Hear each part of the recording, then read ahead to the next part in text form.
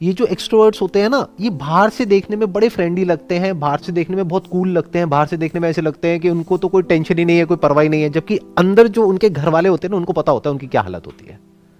वो कुछ भी बोल देते हैं कहीं पर भी जाकर के, बाद में बैठ करके सोचते रहते हैं। मैं ये नहीं कह रहा कि इंट्रोवर्ट बेटर है, एक्सट्रोवर्ट बेटर है, मैं बस इतना कह रहा हूं कि पहले अपनी पर्सनालिटी को समझो कि आपकी पर्सनालिटी क्या है, और अननेसेसरी उसको बदलने की कोशिश मत करो। एक्सट्रीम में इंट्रोवर्ट होना भी अच्छा नहीं है, एक्सट्रीम में एक्सट्रोवर्ट होना भी अच्छा नहीं है। इन दोनों के बीच में कहीं पे आपको फिट होना पड़ेगा कि जहां पे जिस सिचुएशन में जरूरी है थोड़ा सा एक्टिंग करने की, तो वहां पे एक्टिंग करी, जहां पे नहीं है वहां पर नहीं करी। ये नहीं कि हर सिचुएशन में एक एक्टिंग वाले मोड में आप हो। एक्चुअल में ऐसी कोई लाइन नहीं है कि कोई इंसान इंट्रोवर्ट है या वो एक्सट्रोवर्ट है। एक ही इंसान कभी इंट्रोवर्ट होता है, कभी एक्सट्रोवर्ट होता है, डिपेंडिंग अपॉन द सिचुएशन। तो आप किसी पर ठप्पा नहीं लगा सकते कि ये इंसान तो इंट्रोवर्ट ही है, ये इंसान तो एक्सट्रोवर्ट ही है। हाँ, कुछ ऐसे एक्सट्रीम में केसेस होते हैं, बट ऐसे रेयर होते हैं। 99% जो लोग होते हैं वो इन दोनों का मिक्सचर होते हैं। वो ना तो पूरी तरह से एक्सट्रोवर्ट होते हैं, ना पूरी तरह से इंट्रोवर्ट होते हैं। ये पर्सनैलिटी भी टाइम के साथ साथ चेंज होती रहती है। फॉर एग्जाम्पल, कोई ऐसी वेब सीरीज देखने लग जाओ जो बहुत ही वायलेंट है, तो आप देखोगे ना चाहते हुए भी आप वायलेंट हो जाओगे। आपकी जो पर्सनैलिटी है वो वायलेंट हो जाएगी, अंदर एक फ्रस्ट्रेशन सी आ जाएगी, आपको पता नहीं लगेगा ये क्या हो रहा है, क्यों हो रहा है। फिर उसके बाद में कोई ऐसी सीरीज देखने लग जाओ जो बहुत ही रोमांटिक है। जैसे आप हो वैसा ही मैं हूं, वैसे ही सब है।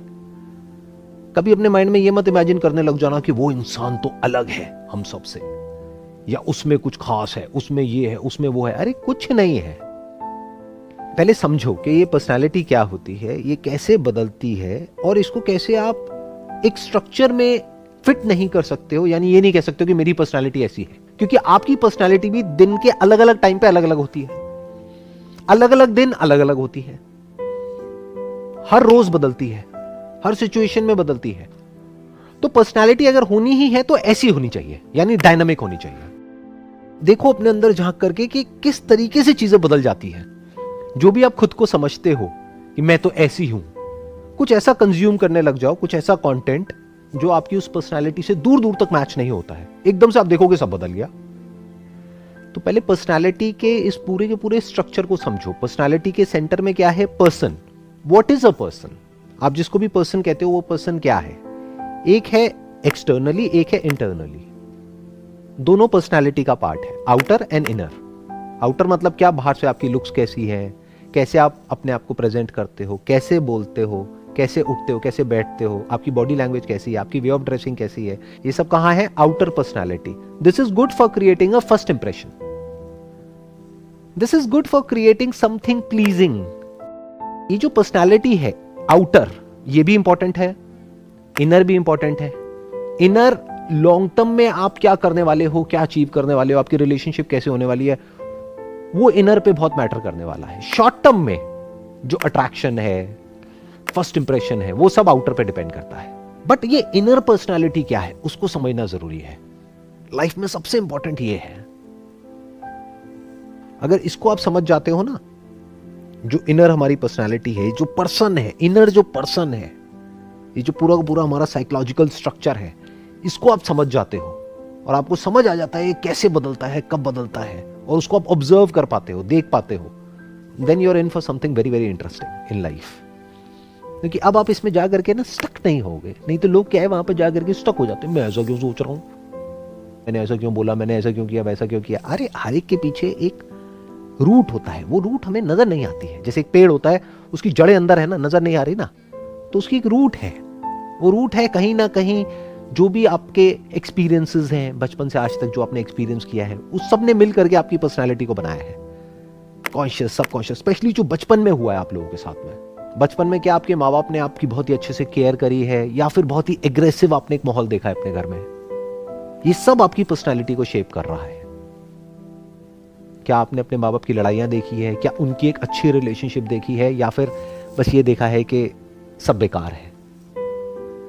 तो ये सब आपकी पर्सनालिटी का हिस्सा है, बट ये सब अनकॉन्शियस लेवल पर है, जिसको सबकॉन्शियस भी बोलते हैं। तो इसको भी समझना पड़ेगा, तब पूरी तरह से आपकी जो पर्सनालिटी है वो डायनेमिक हो सकती है, फ्लूइड हो सकती है, स्टैटिक नहीं होगी। स्टैटिक पर्सनालिटी में प्रॉब्लम होती है। बहुत सारे ऐसे लोग होते हैं उनकी पर्सनालिटी एक ही जैसी है सदियों से, कई साल हो गए हैं, वैसे के वैसे हैं, कुछ बदलता ही नहीं है उनके अंदर, तो वो बोरिंग है, खुद के लिए भी और औरों के लिए भी। अगर आपको एक्चुअल में इंटरेस्टिंग होना है अंदर से, तो आपकी पर्सनालिटी ऐसी होनी चाहिए जिसको आप खुद भी प्रेडिक्ट ना कर सको, सामने वाला भी प्रेडिक्ट ना कर सके। मतलब कुछ नया आपके अंदर होता रहना चाहिए। आपकी पर्सनालिटी आप बता ही नहीं सकते कि वो क्या है। आज कुछ और है, कल कुछ और है, परसों कुछ और है। At a very fundamental level हम में और जानवरों में कोई फर्क नहीं है। ये हो गया हमारा बेसिक नेचर, ये हो गई सबसे इनर लेयर ऑफ पर्सनालिटी। इसको आप चेंज नहीं कर सकते, ये मरते दम तक रहने वाली है। प्यास लगेगी तो आप पानी के लिए तड़पोगे, भूख लगेगी तो लगेगी, अंदर एग्रेशन है तो है। ये मत समझ लेना कि वो एग्रेशन खत्म हो जाएगा। तो हमारे जो एनिमल इंस्टिंक्ट्स हैं वो अंदर ही हैं, दबे हुए हैं, बट ऊपर हम एक ऐसी कवरिंग चढ़ा देते हैं, मतलब एक प्रोडक्ट है अंदर जो एक्चुअल में अंदर से जानवर है, उसके ऊपर पैकेजिंग कर दी इंसान की, तो हमें लगने लग गया कि हम इंसान हैं। इंसान is just a word, just a thought. Actual में हम जानवर ही हैं अंदर से। सबसे पहले तो ये समझना है। तो ये हो गई सबसे अंदर वाली लेयर, ये आप एक्चुअल में हो। अगर अभी आप कोई कंटेंट कंज्यूम ना करो, कुछ ना करो, आपको किसी जंगल में ले जा करके छोड़ दिया जाए, तो वहां पे आपका ये सारा जो ऊपर ऊपर की लेयर्स है ना, कि मैं वेजिटेरियन हूं, नॉन वेजिटेरियन हूं, सब निकल जाएगा। नॉन वेजिटेरियन वेजिटेरियन बन जाएगा, पत्ते खाने लग जाएगा, और वेजिटेरियन नॉन वेजिटेरियन बन जाएगा। At a very fundamental level, at a very basic level, जो हम हैं अंदर से, वो बिल्कुल एक बंदर के जैसे है। ये पहले समझना है। उसके बाद एक लेयर आती है, जैसे बचपन में आपकी परवरिश हुई है, बचपन में जो भी आपके एक्सपीरियंसेस हैं, बचपन में जो भी आपने देखा है, सुना है, वो बहुत ही डीपली रूटेड है। बचपन से रिलेटेड बहुत सारी ऐसी यादें अंदर पड़ी हुई हैं जो हमें याद भी नहीं है, लेकिन वो बहुत गहरी छाप छोड़ गई है हमारे अंदर। उसको आप बोल सकते हो अनरिजॉल्व्ड कॉन्फ्लिक्ट्स। हो सकता है आपके अंदर एंगर हो, फ्रस्ट्रेशन हो, डिसअपॉइंटमेंट हो अपने पेरेंट्स को लेकर के, अपने भाई बहन को लेकर के, या बचपन में कुछ आपके साथ में ऐसा हुआ है उस पर्सन को लेकर के।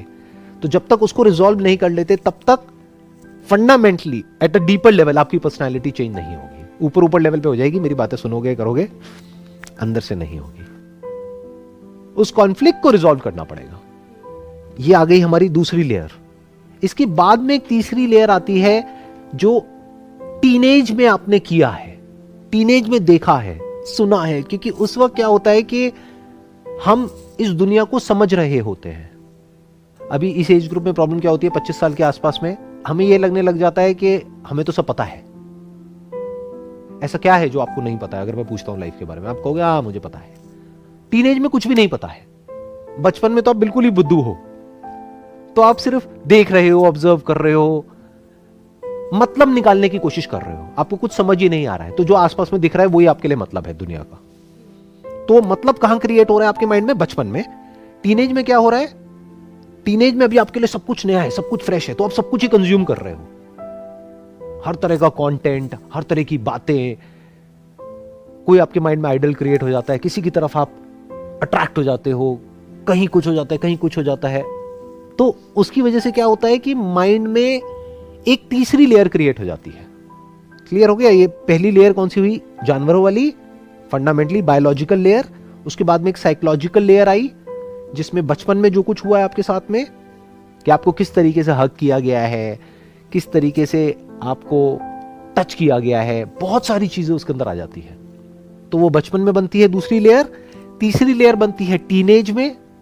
फिर एक चौथी लेयर आती है जो इस एज में आकर के बनती है, 20-25 साल की एज में। ये चेंज होती रहती है, आज कुछ और, कल कुछ और। बट फंडामेंटली वो जो 3 लेयर्स जिसकी मैं बात कर रहा हूं, वो नहीं बदलती है।